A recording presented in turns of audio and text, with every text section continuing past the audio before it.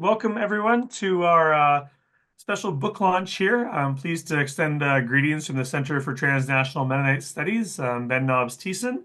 And I'm here with a few special guests, Abigail Carl-Klassen, I believe coming in from El Paso, Texas, and Raul Kigra and Veronica Enns, reporting in from Cuauhtemoc area in Chihuahua, Mexico. So we're here to kind of kick off the launch of a special book, which I think will appear backwards if I hold it up, but this is Rebels, Exiles, and Bridge Builders, A Century of Stories from Mexico's Mennonite Villages. And this was an oral history project that Abigail embarked on back in 2018. And we've had a chance, maybe you've had a chance to see a few formats of it. I know your YouTube channel, Abigail, was available and probably still is, featuring some of these interviews.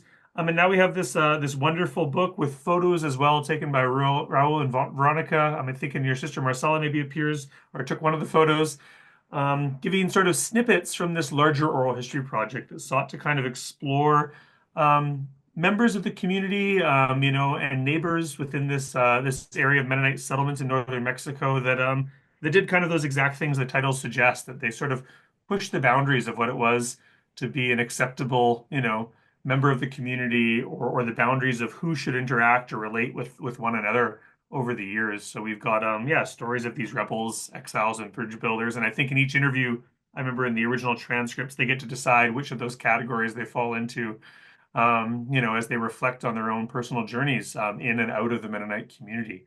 So I'll start off just as we do, of course, with an acknowledgement that we're here virtually, but I'm here physically at the University of Winnipeg on Treaty 1 territory. That is ancestral territories of the Anishinaabe, Anishinaabe, the Assiniboine, the Cree, the Dakota, the Dene, and of course, this is the heartland of the Red River Métis. We recognize the Indigenous presence on this lands and the effects and the harms caused by settler colonialism. I also want to just introduce our presenters in a little more detail. So I've got to know them, in different ways. Abigail came to Winnipeg in 2022, I believe, if anyone was at our conference looking at the 100-year anniversary of Mennonite migration to Mexico. And so Abby is a writer, researcher, poet. She's an educator, a translator who lives in El Paso, Texas, with her husband and two children. She grew up in the oil fields of the Permian Basin alongside Old Colony Mennonite immigrants from Mexico. Those folks that I guess moved up to Seminole and other areas starting in the late 1970s. And she's worked in education, language services, community development, social science research, and agriculture in several contexts throughout US and Latin America. She's got a MFA in bilingual creative writing from the University of Texas at El Paso and has published widely in English and Spanish in academic trade and creative publications. And I would just highlight her wonderful recent poetry collection, Village Mechanics, which stems, I guess, in ways from this oral history project as well, and kind of explores a lot of that back and forth border crossing dynamics in and out of the Mennonite community. I had a chance to read that recently. And then on the shared screen there, you'll see Raul Kigra and Veronica Enns. Veronica is a Mexican-Canadian visual artist based in the Mennonite villages of the state of Chihuahua, Mexico. She studied in the place that I grew up in the Lower Mainland in British Columbia at Kwantlen Polytechnic University, and has developed a distinct style inspired by her close engagement and coexistence with Indigenous, Mestizo, and European cultures that you find in the valley, in the Bustillos Valley around Cuauhtemoc.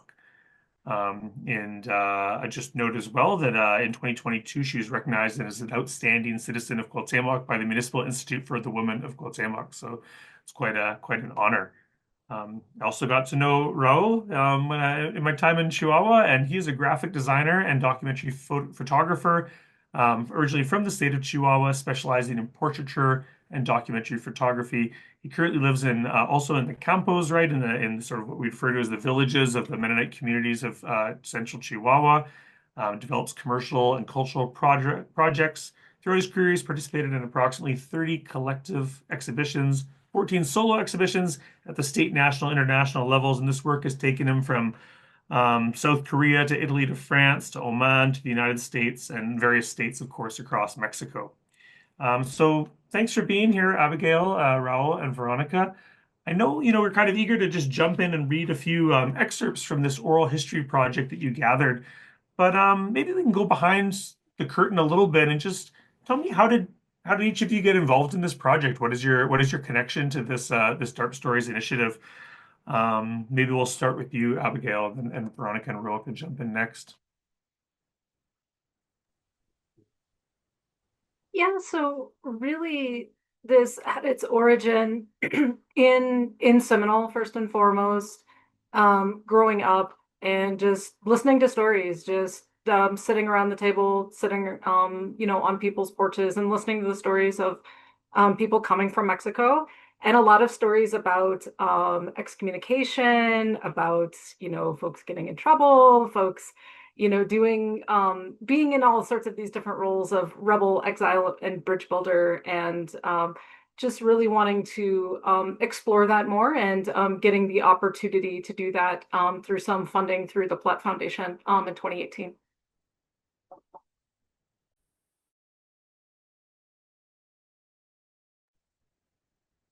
Okay.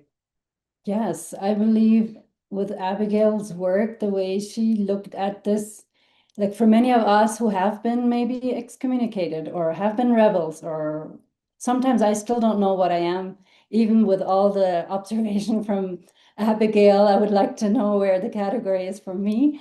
But I believe it's amazing, it's somewhat of a relief to read this from someone else's perspective and to feel it put into words, because no one does that. We just have stories, we have reputations, and then doing it in an art form, I think it's fascinating, and not everyone can do that. And also Abby had great connections, and she made people feel very comfortable doing interviews with everyone, with the Tarahumara. I believe she has an interview with all of the three cultures, and seeing the interactions as well from an outsider. It's important to have someone come and document something like this. There's still lots to document.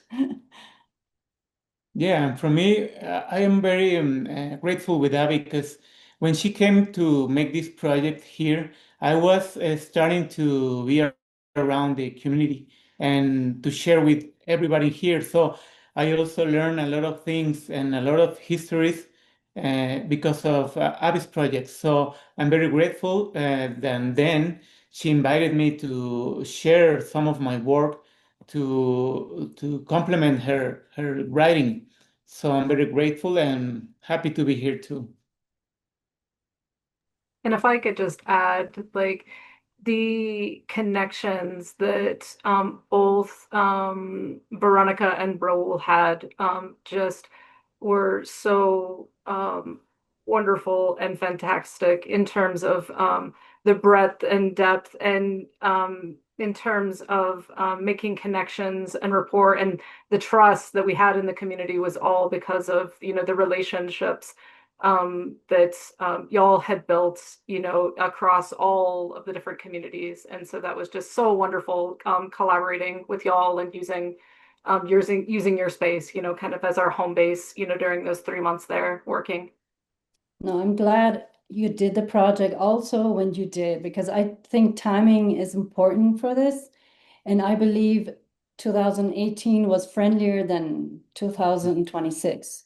So I think it's great that we were able to do that, because there's so much that has happened, and even dividing. I mean, I guess there would be new projects to explore from that, but your book has a very specific time in set or documented how people felt and feel safe to share. Maybe now people are not feeling as safe to share, which is strange, but it's true. And Mhm. and so I think we're very fortunate to have this book. Mhm. Yeah, I think it's wonderful to have the kind of record. I had a chance, Abigail, as well, to go through the wonderfully detailed transcripts that you produced for this project at the Mennonite Heritage Archives. I think they're accessible to the public there if anyone else wants to make a trip to the MHA and ask Conrad Stace for a chance to look at them. And it just is a really important record of like Veronica was just saying, a particular moment in time. Um, exploring this theme that is, I think, often lost in the sense that we sometimes have stories of Mennonite life in Latin America in communities, and I think that focus is sometimes on the people that sort of stayed within the clear, rigidly sometimes defined margins of the community, and we lose a lot of of you to the people that maybe broke those boundaries or drifted away and came back. And so very exciting to have that. And I think, there's other collections we have, the 1970s Oral History Project of Mennonites that moved to Ontario that was gathered and reflects kind of that particular moment in time. So yeah, a lot of gratitude for the work that you did there. I know, you had an idea that you might, you and Raul and Veronica read some excerpts from the book, which is a great way to get started. So maybe I'll turn that over to you again now. And I'm briefly going to look and make sure I find the details of where people could purchase this book as too in the background. So I'll put it in the chat. So feel free to take it away. So before I get started, I first of all just want to thank everybody for being here tonight, and just really am just so excited that we can be here as a transnational project. I think especially right now that's so and so important and so wonderful, and thinking about this book and this oral history project as the transnational journey and the transnational identity, not only of the Mennonite community, but the Tierra Tres Culturas, right? And the border region, and how much transnationalism impacts the Tierra Tres Culturas. And so I was excited. I did not think my book was going to get here on time. I thought I was going to have to read from my PDF. I thought it was going to be in customs, but it arrived here from Friesen Press from Canada. So it arrived. I thought I was going to have a transnational story about the book itself. In the US, I have a ton of copies here that you can buy from me directly. So you can message me, get in contact with me if you are in the US and would like to buy those. Like Ben said, there's the information of if you're in Canada, how to purchase those, and then also available online from Friesen Press. But this book really truly is a dream, and also not possible without the wonderful landscape photography by Raul, Veronica, and Marcela. And I would even say in the Oral History Project, in the YouTube oral histories, the landscapes really bringing the voices to life, and that collaboration in terms of thinking about the Tierra Tres Culturas as, a multi-voiced landscape and a transnational landscape. And so just these beautiful, beautiful photographs here in this book. So what I'm going to do is basically give a representation of the beginning. And so it's basically a century of stories from Mexico's Mennonite villages. And so what we found when we were doing the Oral History Project is that when we were interviewing folks, they had stories that went all the way back to the beginning. And so essentially what worked out in the formation of this book was to arrange things chronologically. So I'm going to start out with two perspectives of the arrival of the Mennonites in 1922, and then give some perspectives from the Mestizo and Indigenous perspectives, and then turn it back over. But so we've got here at the very beginning, and it's called The Beginning.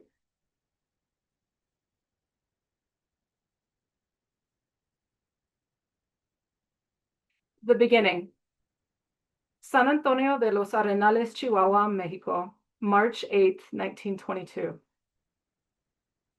When the Mennonites arrived on March 8th, 1922, my grandmother was 12 years old. She was born in 1910, at the start of the revolution. She says, at the beginning, when they arrived here, none of them spoke Spanish. They communicated through signs. All the Mexicans came to watch because they were curious about the big blondes getting off the train. They gave out jars of raw milk they had from milking the cows they had brought with them on the trains. My grandmother got a jar of warm milk. When my grandmother told me that, I felt that we owed a debt to the Mennonites. I felt that we owed them this jar of milk. And a time arrived when I thought of writing the tribute to them paid for this jar of milk, right? With the book. So I felt like this debt that we contracted as a family, but it's also this encounter, right? An encounter between two cultures that impacted my grandmother. I think that was the beginning.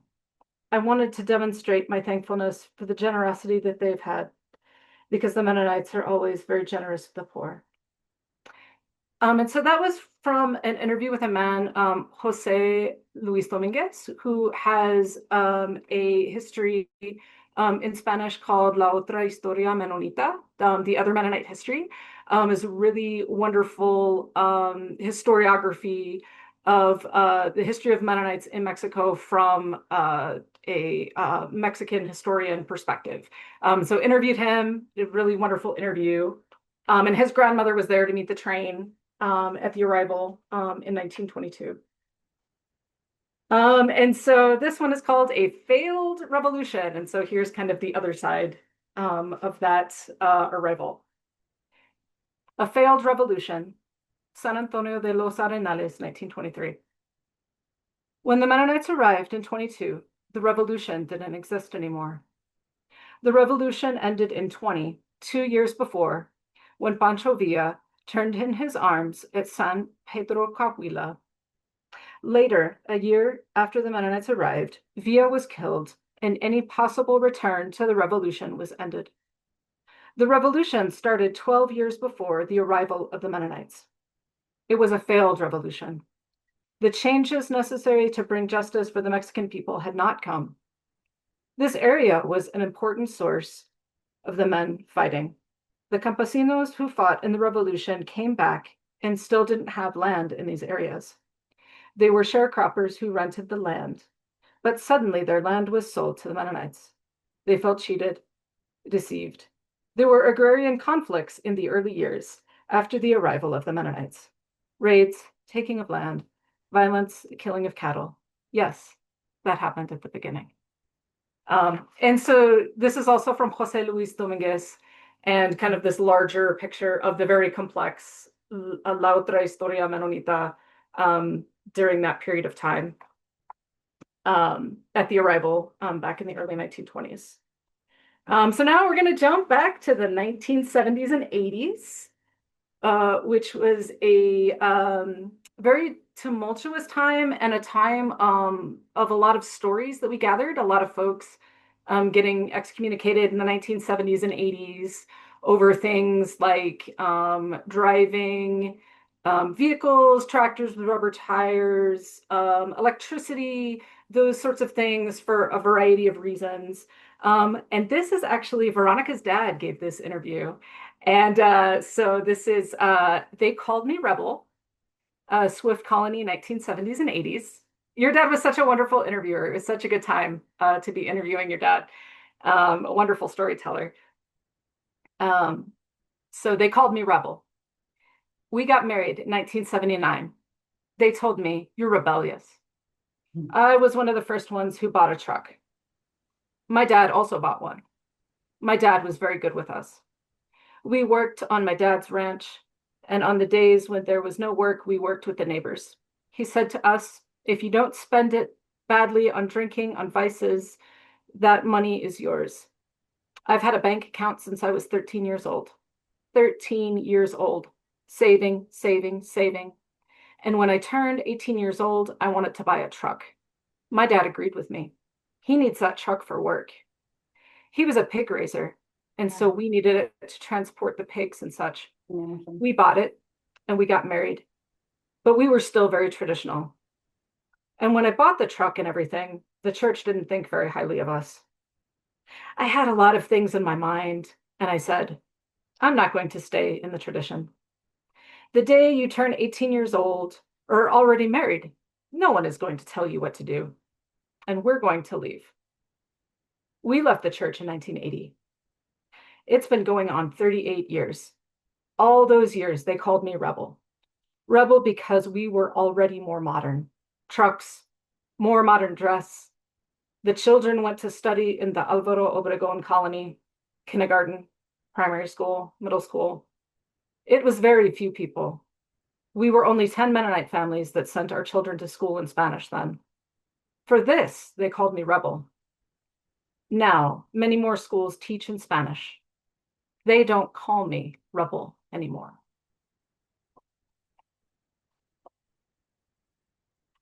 So I am going to finish up this introductory time with a selection from, so I had a wonderful interview with a Rarámuri, also known as Tarahumara couple, who had immigrated from the Sierras, which is the traditional home, like for the last few hundred years, sort of like colonization pushed the Rarámuri up into the mountains, but the Sierra Tarahumara.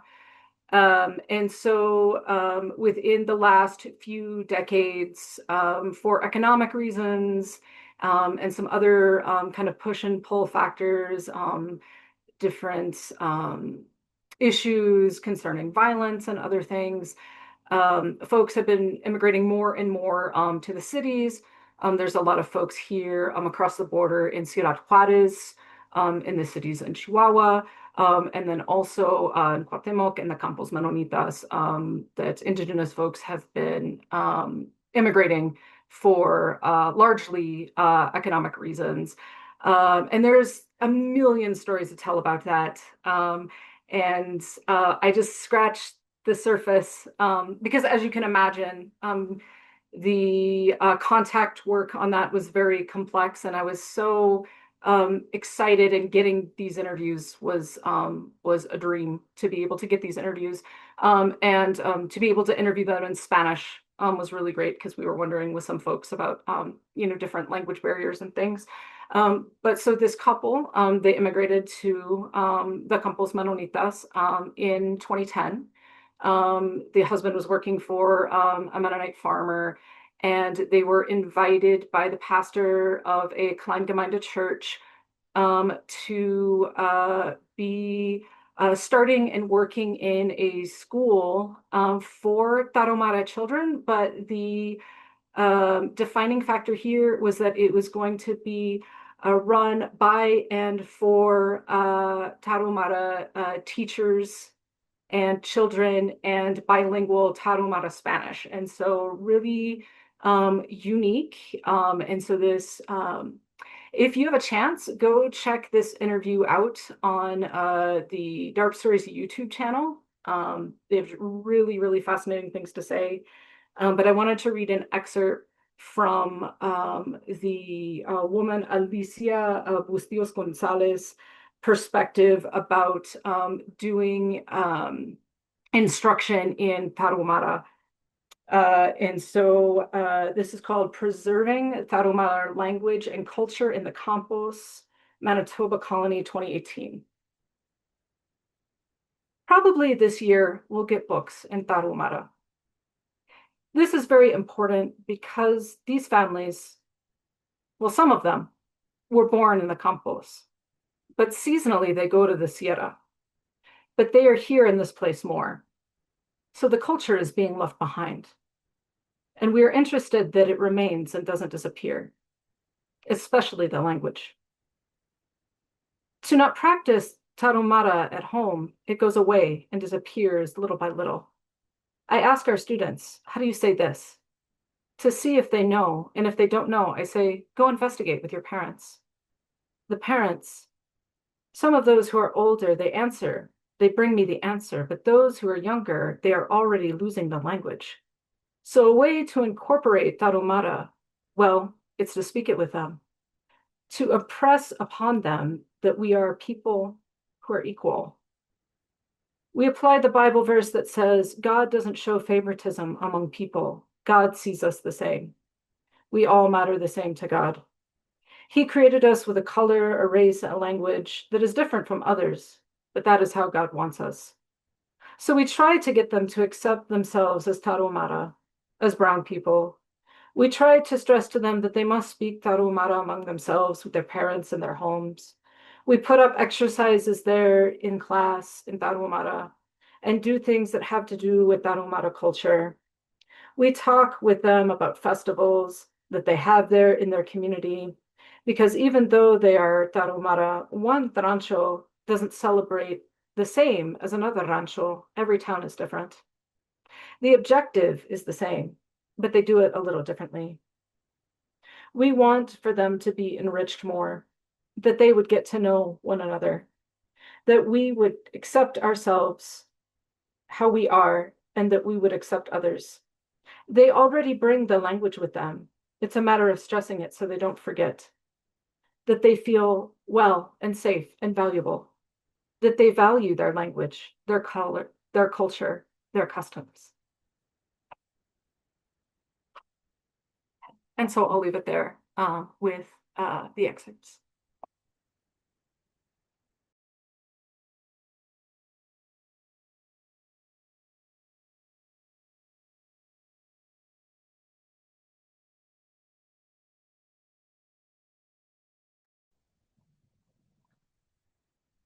Sorry, I missed that last part, Abigail. Ro and Veronica, were you going to read an excerpt now, or did you want to have time for some questions?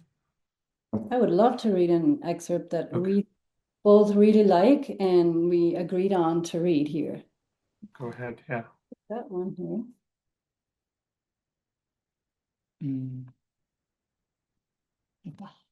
This one, your culture has good things too, Cuauhtemoc 2018. Those of us who are intercultural, we are the people who can help one culture understand the other culture, right? And you don't have the expectation of, well, why aren't they like this? The answer is because they aren't. You don't want Mennonites to behave like a Mestizo or vice versa. We who are in between two cultures, we have a lot of maturity. It requires maturity to be in two cultures, to love the two cultures, to respect them and move forward. We are the ones that take the young people who want to change and tell them, listen, not everything in your culture is bad. It's not that you don't like it because it is bad. You don't like it because you are hard. And don't believe that everything is good in this culture that you like so much. So we teach the people who want to rebel, love your culture. Your culture has good things too, because every culture has things that are destructive. The point is not to stop being Mennonite or to stop being Tarahumara or to stop being Mestizo. That's not the point, right? The point is to be a good Tarahumara, a good Mennonite, a good Mestizo, to know what you want and what you don't want, to not follow traditions just because they are traditions. I think that is an incredible, it should be put in a plaque as a monument. Yes. Because it's very, I think sometimes just thinking about the traditions, sometimes we think traditions are everything, or we had a topic that we touched a lot, Raul and I, in some projects that we're talking about being ashamed of being a Mennonite. Like that is something that happens a lot and is real. And that is sad because it comes back to not having that identity or thinking your culture is bad and you want to look out for another one and just almost change and adapt. And so it happens too, like we lose our language because of that factor that we don't like our culture, we look out, and some are closed and don't want to learn another language. And so it goes kind of, it's very, very vague, but very direct, that text. And it's very interesting that here, for example, here in Los Campos, in the Tres Culturas, the Tarahumaras also experience these issues. We have some, ¿cómo se dice? Conocemos. We know Some Tarahumaras that tell us that their children, they are starting to lose their own language, yeah. their own traditions. But also there are some Tarahumara families that they still have their traditions. They speak Spanish and they speak German. because they started to go to the schools, Private the schools. private schools around here with the Mennonites, so they can speak the Tres Culturas. They speak Tres yeah, they Culturas. speak the Tres Culturas. So it's very interesting that now we have those tarahumaras that can communicate with the Tres Culturas. Mm, I don't know from where that text, from whom that text that you read, Abby, was, but now, from almost 10 years ago, I learned about that we have some tarahumaras that Mm-hmm. can speak and that work and share even church Mm-hmm. here with Mennonites and Mestizos. Mm-hmm. Mm-hmm. I would still What I like to. shared was Bruno Ramos Rivas and his wife Alicia Bustillos Gonzalez. Okay. And then the one that Veronica shared, I think that was Walter Runpenning that was sharing that. Yeah. Yeah, that's beautiful. And he Yeah. definitely has some experience too. Yeah, Uh, absolutely. yeah, to see that. Yeah, when we got the PDF of the book Hmm. and go through it, that was the one that we really liked. Hmm. No, that's wonderful. Abigail and Rowan Veronica, I was interested. I was flipping through and looking at some of the different excerpts and just what you're mentioning. About the sort of experience of dislocation that Tarahumara or Rarámuri might feel coming from the mountains to the west down into the valley as laborers. There's an interesting passage that you have here that kind of pairs that or compares it with the experience that Mennonites have when they leave to go to Canada, which is a particular theme of interest to Hmm. me. The people that kind of come back and forth, and it's titled "You Don't Come Back Traditional." And Hmm. I won't read the whole thing, but I just the first line, right? It says, I don't know if you see what happens when a Mennonite goes to Canada from the more traditional ones. They go to Canada to work. There you earn more money. And when a very traditional Mennonite there would be very timid, goes to Canada, learns English, and earns some more money, when he returns, you don't recognize him. He dresses differently. He thinks that he is better. Now he can speak English and won't speak German because he pretends that he has forgotten it. And they say that's also what happens to a degree for indigenous Tarahumara who come from a very short spatial distance, right? This is just the mountains a couple hours to the west, off and down into the valley. So that kind of threat of cultural loss that goes with migration and especially like labor migration, right, which is sort of very immediate and necessary, was an interesting parallel you see between these two groups, obviously played out in different ways. I wonder if you could talk a little bit more, again, just partly from my interest, about parts of the oral history that touched on this coming and going from Canada and what it kind of meant to people, and maybe Abby, you could speak to it. I know, Veronica, this was part of your own life story as well, of course, coming Mhm. and returning, you and your sister. What impact does that have on people who are maybe, rebels or exiles? What was super interesting is that a lot of people, the Canada was sort of like the opportunity to um, go and see and experience different things, this opportunity for labor, but then also this opportunity for things that, maybe are not allowable or now, that I don't have access to in Mexico, in the Campos. And then I'm bringing them back. And so this idea, what's really interesting is like the function of the person who is the rebel, who is the exile, who is the bridge builder, like this idea of a person, and particularly the person in transmigration, is that they start out as the outsider, but then the outsider, through the bringing of whether it is clothes, music, money, labor, experiences, education, whatever sorts of things, positive or negative, then those things, they move from the outside to the center, right? And so that role of the outsider sort of as a necessary force. And so it's interesting that sort of like Canada in a lot of ways is sort of like, oh, this like worldly place, but like this necessary, like worldly thing in terms of the economics. Mhm. But for a lot of people that we interviewed, It was sort of like I had these certain opportunities here, whether it was, that gave me the financial stability to come back and, buy some land or, get my start doing these things. Or it was kind of the reverse with some folks that were like, hey, I tried this thing in Canada and it didn't work out, but like I was able to do what I wanted to do in Mexico.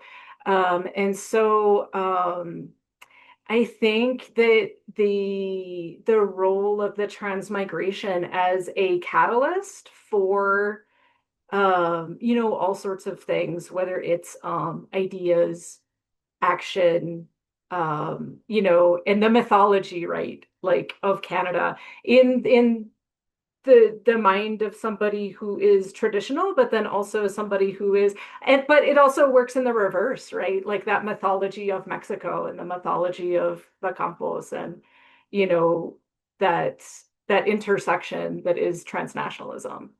Um, yeah. That's fascinating. Yeah, thank you. Veronica, do you have any reflections on that? The role of Canada and the coming and going and what Yeah, you bring back, I guess. a lot. And there's good ones and maybe some negative ones. That it all depends. But growing up here, we were thought to be more modern or already a little bit more rebellious because we had the luxury to go to a government school or a Spanish school. So I always thought of myself, I was very like I was a straight A student here, but then going to Canada, all of that was not the same. So I struggled a lot with getting back to school or being accepted as, yes, you can now study, the upgrading, or in the sense of, yeah, how long it took me to get a job. It was years. And so that's actually why I did art, because I wasn't good for anything else. Good thing I had talent and I actually explored it. And so, but then also in the like just the word Mennonite, there's so much religion also when you grow up Mennonite here. So you thought leaving here a community, a religious community, you would go also to Canada to a similar religious community, and that it would all be so easy to just like there would be no culture shock. It was all the same people, they believe in the same things. And it wasn't just now it's a funny example, but TV was just an incredible Satan Kasten.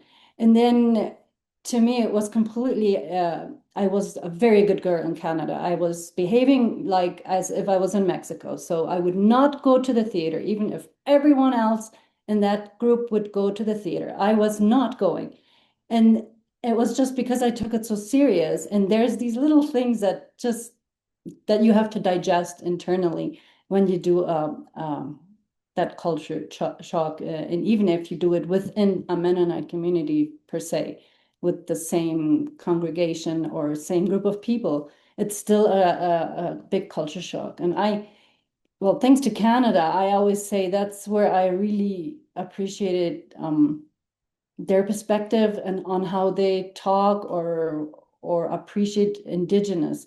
Like I think we lack that here. We need a lot more of we need a lot of bridge builders there to bring our cultures to have a bigger appreciation for our Indigenous people, because we are definitely colonizers. And I don't think if I had not gone to Canada, I would never even know what that meant, that we could be labeled, or we are colonizers, for example, or Western colonizers. And we often get a lot of praise here in Mexico. We are hard workers. It's almost always 100% praise that we get when we have someone from the outside coming here. So we get very used to that. And so I think Canada, in that sense, or migrating from here to another place, it's a good experience. It will teach you different ways of seeing the world and our footprint on it. Yeah. Thanks so much, Raul. Did you want to add anything there too, or are you? Yeah, well, from my perspective as Mexican that grew up in Chihuahua City, that is 2 hours away from the Campos Mennonitas, I always look at the Mennonites as a very prosperous community and very religious, of course, religious community, but also very close, like living in a bubble. Of course. I didn't knew that they were from specific places from Canada. I always thought that they came all across from Europe, directly from Europe. But then when I started to study the Mennonite culture, I learned that a lot of them, almost all of them, came from Canada. Directly. Yes, directly from Canada. Some from Russia, some from Germany, but that was later. So it has been very interesting for me to learn all this. And I agree with Veronica that almost everybody here in Mexico praise the Mennonite culture because they are very hard workers and they have very strong values here. And that reflects a lot when you compare the three cultures. Uh, I know it's not fair to compare the cultures, but it's right in front of your eyes, so you just can't not compare in the everyday. We had a question a little bit earlier in the chat, and if anyone else has questions, you could put them in there or in the Q&A. But Helen Bergen, I think from Elmer, if I'm not mistaken, had asked a question. How would the sort of traditionalists, I guess that's sort of usually the language that's used in the text, how would they respond, or how have they responded to stories of the rebels in particular, right? And so I guess I was thinking about that, maybe at the time when the rebellions were happening, right? The excommunications, and in the present. I read a little passage, and I won't say too much more. Just I know Stephen Wall in his interview, he kind of talked. He runs Lebenswasser Church, right? So which would be a very modern, probably from a Mennonite standpoint, church in the Cuauhtemoc area. And he says, he remembers people coming from traditional backgrounds, from old colony backgrounds, and their family coming, I think, into the church and pulling them out of the church, right? And removing them in the early days.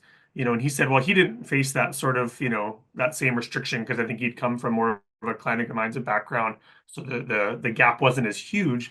So in your interviews, how did that appear at the time when these rebellions were happening? And then maybe in the present. And I think I just had a little bit of a sense talking to Peter Rempel in the past, who I think is also interviewed in your project, who helped found the Mennonite Museum. And he talked about sort of a reconciliation that took place in the late 90s between the excommunicated and the traditionalists. But I don't know to what extent that plays out in practice. So yeah, any thoughts about how traditionalists might perceive of these rebels, maybe in a more positive light, 50 years later, or maybe not. Maybe those tensions are still very much there. So I'll speak to this a little bit and then I'll hand it over to y'all who are like living there currently. So Steve Wall, who unfortunately a few years ago passed away in an unfortunate accident. And that's the wonderful thing about oral history, right, is that you capture folks in the moment and their perspective and his wonderful insight about these experiences at the time. And even the members of the family reached out and was like, hey, thanks for capturing these at this time. And we have these now after he has passed away. But in that interview, it was interesting. So I think there's a few dynamics that, and I want to speak about something that I've seen in Mexico and something that I've seen in Seminole and like some other places that the like spread, I guess, or the division or traditionalist to non-traditionalist. And it's interesting, depending on if you're talking to people in English or Spanish or German, people are using different terminologies to refer to things and how people are, refer to themselves in this way. But this was kind of across the board, more or less, kind of like the way some people would refer. But like you would see like within families, you are having, people who are old colony and Kleingemeinde and EMMC and folks who are non-denominational and folks who are Church of God and whatever, all within the same family. And so something that I think over time that has helped fuel this idea of reconciliation is that within families, people are having to figure out how to reconcile or not, depending on individual family dynamics, or like live with one another. And so like a lot of times we're thinking of it from this, very high up view and this institutional view.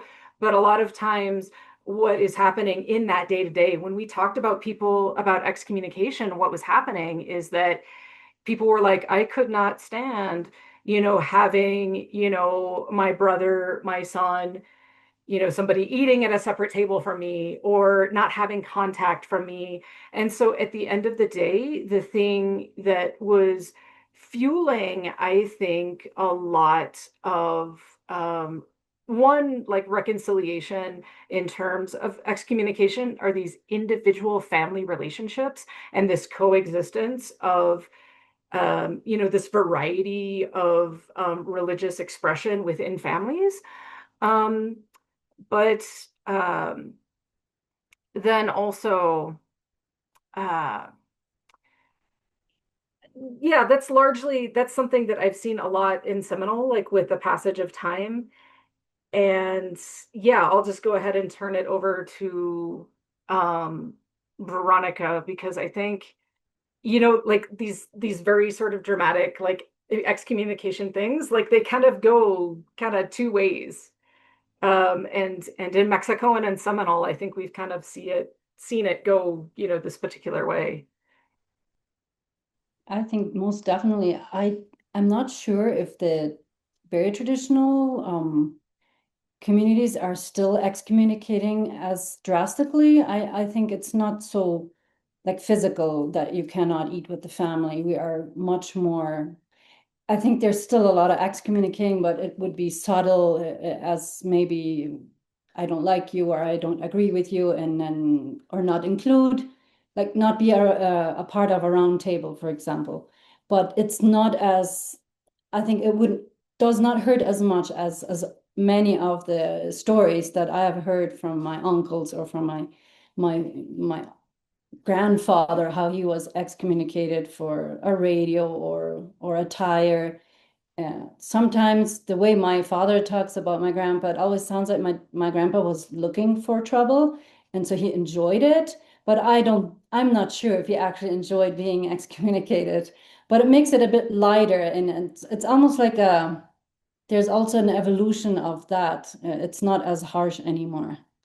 I think, but it's still there, and I don't know if resolved. Often it's not resolved, and it's something very much of our culture. I think it's all about we are very afraid of modernizing or the modern world, or sometimes I find that it's the dynamic of farm to city. I don't know. It's a new obsession that I have right now, is that sometimes I will say to Raul, oh, this is city boy stuff that you're doing. If you had grown up here, you would not do it like this. And then I start saying, oh, I have a new topic. But it is like this practicality that we sometimes inherit automatically when we work with our hands.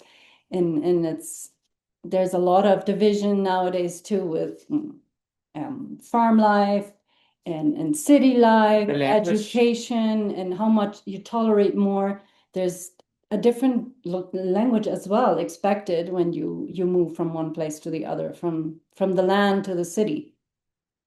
Also, some Mennonites think that speaking Plottich is for the land people or the traditional.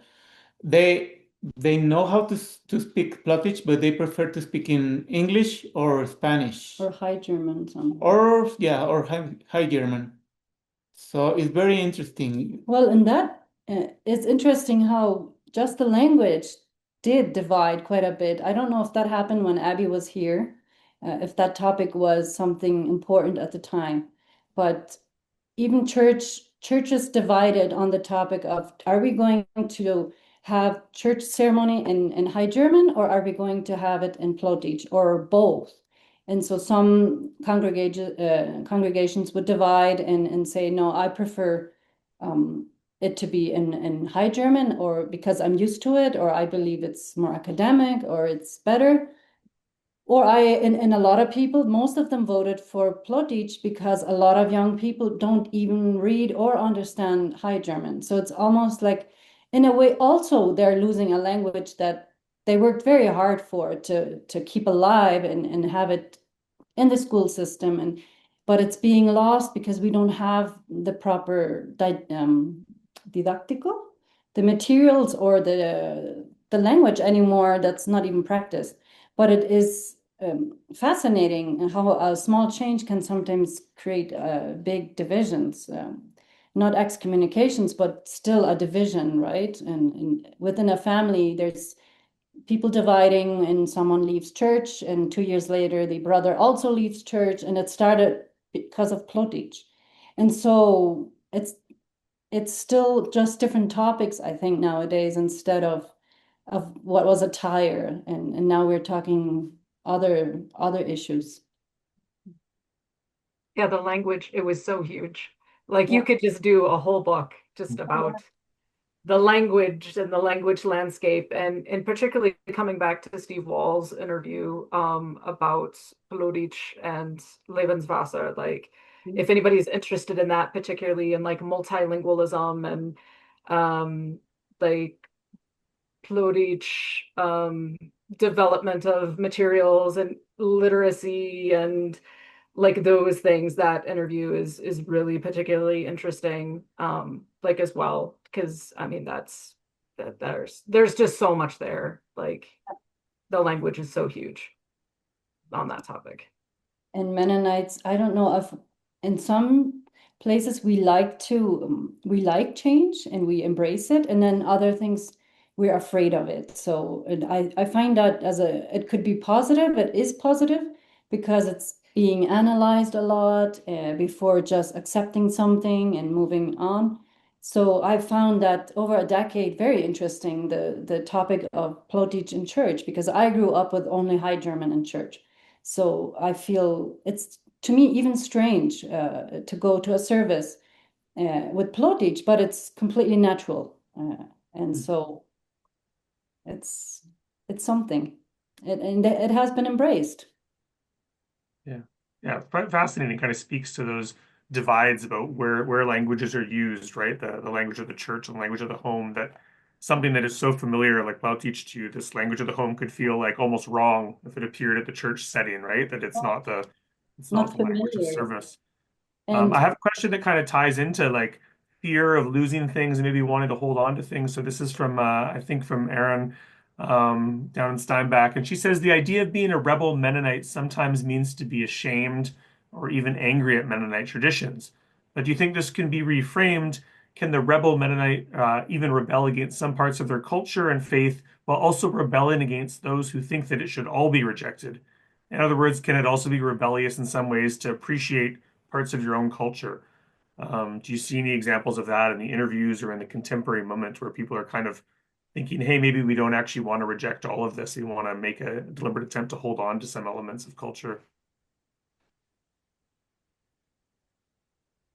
Absolutely. And I'm seeing a clarification there that that's Andrew's question coming in.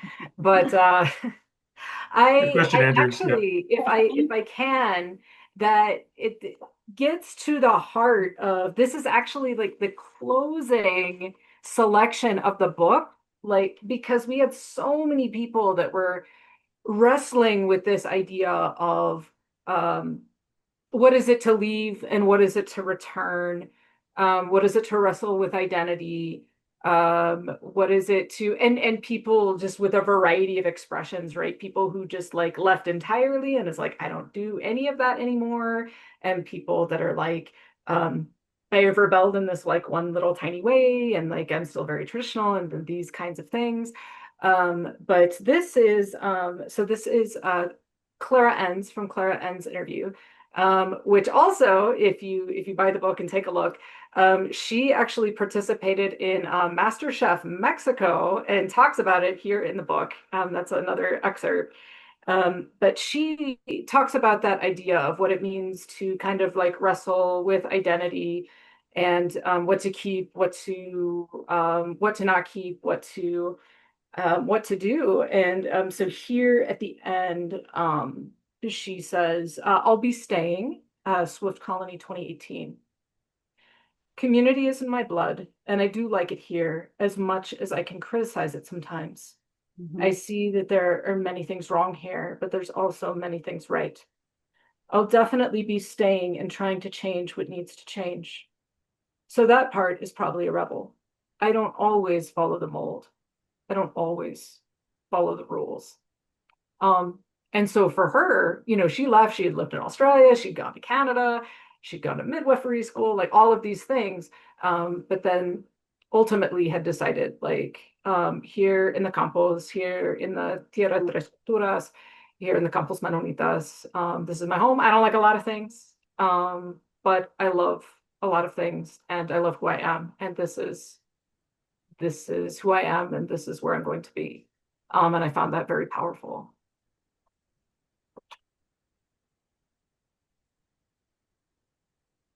Well, it is incredible that you can completely feel at home here when you are second generation. And I was born here, but my father too.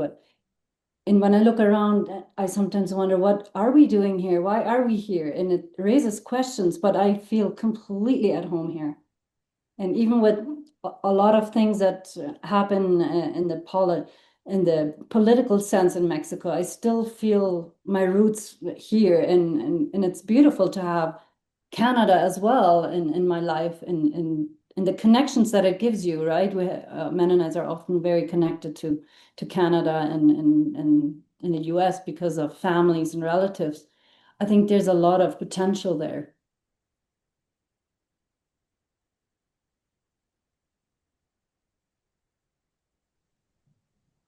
Nikita. We've got a little bit of just a couple minutes left here. I don't know if there's any other direction that we haven't gone in that Abigail, Ro, or Veronica you want to bring up, or no final questions from the audience. But let me know if you want to throw something in here.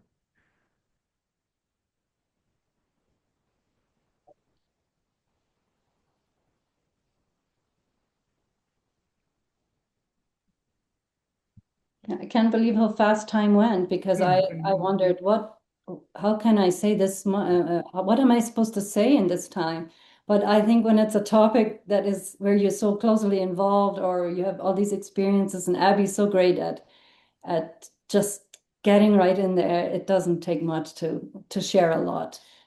We had all of our plans about, like, okay, we're going to do this and we're going to do that. And then we just get into it, and it's just like a conversation. I will say that when we were doing the project, and it was a wonderful, beautiful 3 months, and we were able to spend a lot of time together, that Veronica would have these gatherings there at her place. And it was just a wonderful introducer of people, and so many of these connections, folks that we interviewed, and even folks that we didn't get a chance to interview, but that we connected with later about different things, and just, you know, just random people that were passing through that would make connections, like, oh, here's this Portuguese film crew that's making you know, a documentary about the Copper Canyon is coming through and gonna spend time and whatever. But we just started calling them the Fiesta de los Excéntricos, the party for the eccentrics. And I think that is really sort of representative of, is sort of like this beautiful idea of all of these people of these different backgrounds and cultures and all of these different things, but that that relationship of coming together and wanting to make connections, and just that wonderful time of storytelling, of food, and just really thinking about that as a way of approaching life, right? Of that open space for everyone, and cultivating that environment, for people to come and to be themselves and to share and to learn. And that was really cultivated there in that time and space while we were in the project. And I really think, one, that was what helped make the project such a success.